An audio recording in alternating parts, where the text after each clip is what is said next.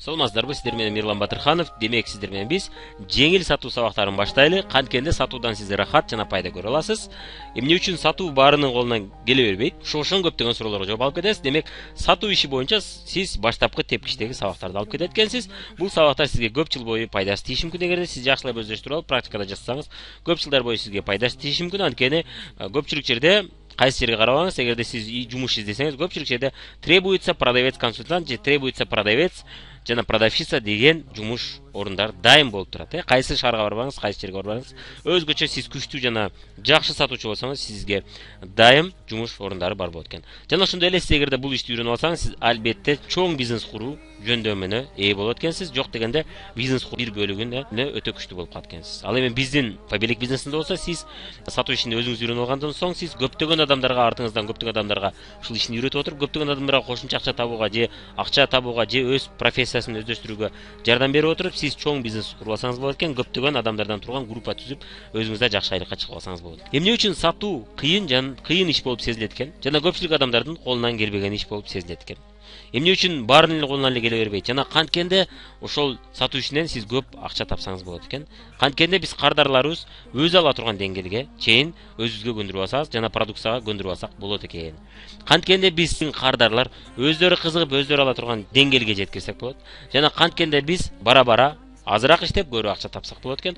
Ушул ошогон деңгээлге чыгыш үчүн бул сабак сизге өтө чоң пайдасы тиет экен. Ошогон суроолорго бүт жооп дагы ала алат экенсиз. Эми жана биз эмне үчүн бардык эле адамдар сата албайт? Эмне үчүн бардыгынын эле колунан келе бербейт? Эмне үчүн бардык эле адам баштап аягына чыга албайт сатуу ишин? Деген суроолорго жооп берип кетели. Эң эле негизги себептердин бири бул баштагы негативдүү программалар экен. Көбүнчө негативдүү сатуу иши боюнча негативдүү ой пикирлер экен. Негативдүү убеждениялар экен. Негативдүү программалар болсо бизди негативдүү натыйжаларга алып келет. Көпчүлүк жерде мына көрөлү, эгерде аялдар же кыздар эркектер жалганчы жана сволочь жана башка деген ойдо жашаган болсо, ал адамдар дайым ошондой эркектерди жолуктурат экен. Өздөрү аны байкабастан ошондой эркектерге көбүрөөк жакын болот экен дагы. Жашоосу ошондой эркектер менен өтүп кетет экен. Негизинен сволочь жана жалганчы эркектер менен. Анткени буга чейин сиз көрдүңүз беле, көрбөдүңүз беле, Секрет аталган документалдуу фильми бар. Эгерде сиз ошону көрсөңүз, көпчүлүк учурда подобное тянется подобное дейт. Биз кандай ой пикирде жашасак, ошондой адамдарды көбүрөөк жолуктурат экенбиз. Ошондой адамдар менен көбүрөөк сүйлөшөт экенбиз. Ошондой адамдарга өзүбүз жакын болуп алат экенбиз да. Анан чөрөбүздө ошондой адамдар эмнегедир көбүрөөк болгондой болот экен. Аялдардын башы иштебейт деген эркектер бар, же все бабы дуры деп коюшат. Мына ошондой ойдо жашаган эркектер да бар. Алар кандай натыйжага алып келет? Алардын жашоосу кандай болот? Алар көпчүлүк аялдарда ошол кээ бир начарраак иштеген учурларын байкап калышы мүмкүн дагы. Аялдардын баары ушундай экен деген жыйынтыкка келет дагы. Жалаң ошондой аялдар менен сүйлөшөт. Ал эми өтө акылдуу аялдарды жолтурса, алар андай адамдар менен сүйлөшкүсү келбей калат. Аларга мындай караганда башанча иштебеген аялдар менен сүйлөшүү жеңил болуп калат да, ошол көнүп калат. Анан все бабы дуры деген жашоо менен жашап жүрөт экен, жана барып өзүнүн дагы аялы ошондой адамга үйлөнөт экен да, өзү да ошондой аял менен жашап калат экен. Негизинен бул көпчүлүк ушундай болот экен. Эми дагы бир негативдүү ой пикирлердин бири бул байлардын баары урдайт, байлардын баары жалганчы, байлардын баары урдап отуруп байыган деген көз караш. Негизинен мына эркектердин арасында деле, аялдардын арасында деле ушул сөздө, ушул пикирдегидей адамдар да бар, бирок андай эмес, мисалы үчүн сволочь эмес, жакшы эркектер да бар экен.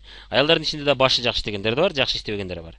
Бирок жакшы иштебейт деп ишенген адамдар ушундай адамдар менен көбүрөөк жолуктурат экен, ушундай адамдар менен көбүрөөк болот экен.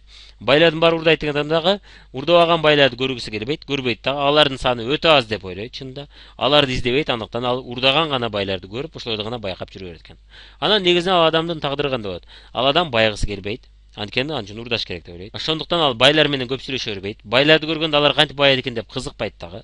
Алардын жообу дайым даяр болот, алар урдаган деп. Ал эми тескерисинче байлардын баары эле урдабайт. Байлардын арасында өз күчү менен, өз минети менен өскөндөр көп деген ой жүгүртүү менен жашаган адам, ошол адамдар менен көбүрөөк сүйлөшүп, ошол адамдардын тарыхын изилдеп, ошол адамдардын жасаган жолун басып өтүп отуруп, өзү байып кеткен жолго барат. Ал эми баары урдайт деген адам эч убакта изилденбейт. Аракет да кылбайт, изилдеп деп алардын жолун үйрөнүп дагы, алар басып өткөн жолго дагы басып өткөнү даяр эмес болот экен. Мына көрдүңүз, негативдүү программалар бизди негативдүү натыйжаларга алып келет экен. Сатуу ишинде да ушундай негативдүү программалар көп болот. Ошол программалар сизге терс таасирин тийгизет дагы, сиздин ишиңизди алдыга кетирбей коет экен. Өзгөчө сатуу ишинде, программалар демекчи, бир аз сүйлөшүп кетсек бул боюнча, биздин мээбизде эки бөлүгү бар экен: подсознание жана сознание. Подсознание деген 97% дейлейт экен, ал эми сознание 3% дейлейт экен. Андыктан уксаңыз керек буга чейин мугалимдерден жана башкалардан биздин мээбиздин даже 10%-ында иштете экенбиз. Эгерде биз 10%-ын иштетсек, биз гений болот экенбиз деген сөздөрдү уксаңыз керек, Мына ушуга окшоп эле мына 97% бул подсознание болот, же бессознательно. Бессознательно деген бул өзүнөн өзү иштеп турган мээ экен да, өзүнөн өзү иштеп турат экен ал. Мисалы үчүн жүрөктүн согушу бул эмнеден? Жүрөк сиз айтпасаңыз деле, көңүл бурсаңыз деле өзүнөн өзү насос кошуп канды тартуулат жана канды жөнөтүп турат. Бул насос, өзүнөн өзү иштеп турчу насос. Сиз жүрөктү же айтасызбы? Жүрөк канды тарт, канды түрт, канды тарт, канды түрт дебейсиз, бирок ага карабастан сиздин жүрөгүңүз иштеп атат. Мына демек биздин подсознание ошол жүрөктү иштетип атат, ошол жүрөктүн иштешин башкарып көз өмүргө алып турат.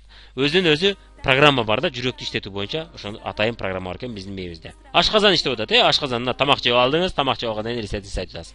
Ашказан, тамак түштү. Кана, тамакты мыжык, кайра бошот, мыжык, кайра бошот, кислота койгандан кийин керектүү нерселерди сиңирип ал, керексизин чыгарып сал, кийинки чегиге өткөр, ичеги, мыжык, андай кыл деп команда бербейсиз, анын ордуна ашказаныңыз өзүнөн өзү ошол программаны жасап отурат экен. Муну кантип жасап атат? Эмне үчүн ал өзүнөн өзү иштеп атат? Мунун баарын биздин подсознание деген 97% ээлеген подсознание иштетип турат экен. Кийинки программалардын бири мына көз жумулат, көпчүлүк учурда эгерде бирөө колун жакындатып, же муштумун же шапалагын жакындатып эки жакка кыймылдатса, биздин көзүбүз автоматтык түрдө жумулат экен. Биз ага жумул дебесек да өзүнөн өзү жумулат экен, жумулба десек да өзүнөн өзү жумулат экен. Мына автоматтык түрдө программалардын иштөө боюнча сизге мисалдар экен. Мына терибиздагы, колубуздагы бир жери кесилип калса, ал өзүнөн өзү бүтүп калат экен. Биз ага айтпайбыз, бүт. Эми жаңы ткандарды алып кел, эми жаңы ткандарды өстүр, бул жака азык-затта жеткир дебейбиз, ткандар өзүнөн өзү иштеп турат экен. Биздин нервдик система өзүнөн өзү ошонун баарын жасап турат экен. Мунун баары подсознание жасаган. Мунун баарын подсознание жасап турат экен, андыктан ушул иш болуп турат экен. Мына тамак жасоо дагы бул программа экен, Мына биз көп жыл бою кулинардык мектептерге барып, жана көп жыл бою повардын жардамчысы болуп иштеп отурсак, барып биздин колубуз автоматтык түрдө патыратып кесе баштайт экен. Сабыз болобу, пияз болобу, патыратып чекеден кесип отурат, бирок колубузду кеспейт экенбиз. Болгондо да ушунчалык тез кесет экен, бирок колубузду кеспейт экен, Неге? Бул биздин подсознаниебиз автоматтык түрдө жасай турган деңгээлге чыгып калды. Көп жолу жасай бергенде подсознаниебизде ушундай программа пайда болуп калат экен да. Мына авто унаны дагы айдоо бул дагы өзүнчө программа экен, Башында коркобуз, кыйналабыз, бирок барып колубуз бүтүбүз көнүп калгандан кийин алар автоматтык түрдө өзүнөн өзү жасай баштайт, Скоростьту алмаштырып, өзүнөн өзү педалды өзү тээп, өзү акырындык менен кое берип, болгону биз жолду карайт экенбиз, ролду көз өмүргө алат экенбиз, жана скоростьту салып же чыгарып турат экенбиз, же тормозду тээп турат экенбиз, бирок ошонун баары бут биз айтканда дароо жасайт экен да. А башында эсиңизде болсо кыйналабыз, ошол программа пайда болгучу. Китеп окууда бул программа экен. Мына китепти окуй билсеңиз, сиз ошол программа бар десек болот экен да. Бирок көп жыл бою сиз анын үчүн сиз тамганы тааныдыңыз, муундарды кошуп үйрөндүңүз, андан соң сөздөрдү түшүнө баштадыңыз, андан соң сүйлөмдөрдү түшүнө баштадыңыз, андан соң сиз китептин негизги маанилерин түшүнө баштайт экенсиз. Китепти окуганда жөн гана окусаң, анын негизги айтайын деген оюн пикирин дагы түшүнө билет экенсиз, аны сиз практикага дагы которо билет экенсиз. Мына китеп окуп, андан ырахат алууда бул өзүнчө программа экен, өзүнчө мына негативдүү же позитивдүү программа дебестен болгону бизге керектүү, жашоодо керектүү программалардын бири экен. Эми бизге керектүү программалардын көпчүлүгү мына иштеп атат. Сатуудагы эгерде биз кааласак, ошону бизге керектүү программа кылып алсак болот экен. Бирок биз ошол жолго түшкөндө бизге көбүнчө негативдүү, мурун биздин мээбизге сиңирип койгон башка программалар терс таасирин тийгизет экен да. Биз ошол жолдо кыйналат экенбиз башында. Мисалы үчүн сатуучу көп сүйлөш керек деген нерсе ой бар, Мына биз ошол айтып берип, ушу иш жөнүндө айтып берип, биз менен иштесең болот десек, бул ишти иштеш үчүн көп сүйлөш керек экен деген ой келет, Чынында андай эмес. Мына көрүңүз, дагы сатуу иши бул дагы радио дагы эмес экен да. Мына радиого канча суроо бериңиз, эч убакта жооп бербейт, укпайт дагы. Радио сүйлөй берет кечке. Кээ бир сатуучулар, албетте ушундай сатуучулар бар. Бирок бардык сатуучулар андай деп айта албайм. Жана сүйлөй берген радио болгон бул кыйын сатуучу деп да айта албайм. Ал адам элдердин проблемасын уга билбейт.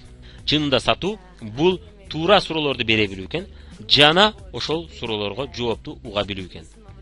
Угуу экен да, кулак менен жакшылап. Сатуу бул сүйлөшө билүү экен, адамдар менен тил табыша билүү, аларды түшүнө билүү, жана алар менен мамиле кура билүү экен да сатуу иши.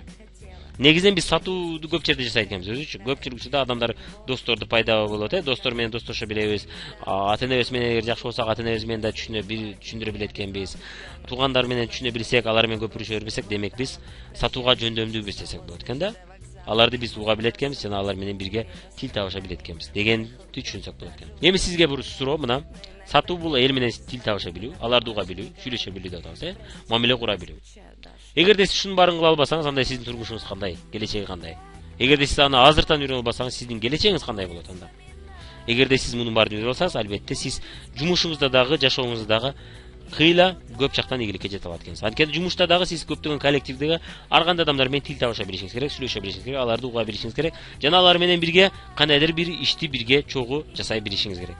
Ал үчүн сиз албетте мына көрдүңүз, ушул жөндөмдөрдү өнүктүрүшүңүз керек. Демек сиз сатуу ишинде иштеп отуруп ушул жөндөмдөрдү өнүктүрүп алсаңыз болот экен, сизге келечекте карьерадан өсүү да жеңил болот экен. Андыктан сатуу иши сизге жеке турмушуңузду жакшы уюштуруу үчүн дагы, жумуш тиричилигиңизди дагы уюштуруу үчүн дагы өтө пайдалуу иш экен. Андыктан бул ишти үйрөнүп койгон зыян тийбейт экен, болгону пайдасы гана тиет экен. Ошондой эле өзүңүз билесиз, сата билген адамдар, сатуу ишинде жөндөмдүү болуп калган адамдар ачка да калбайт, дайым акча табып жүрүшөт экен.